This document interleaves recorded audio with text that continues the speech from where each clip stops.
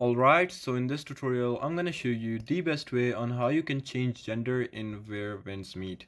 So it's very easy and simple. First up, you have to play the game a bit in order to unlock the store options. So my account is pretty new and I don't have the option of shop right now currently, but if you press on this menu option right over here, you'll be able to see an option of shop right over here. So you just gotta go ahead and press on the option of shop.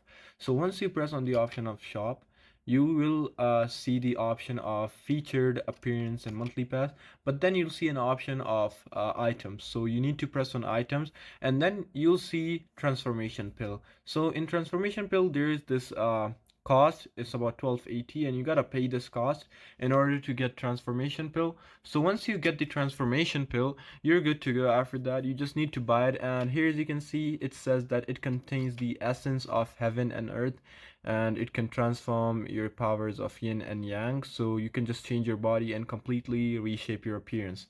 So yeah, this is exactly how you can do that. So I hope this tutorial actually helped you out. I'll see you soon in the next one.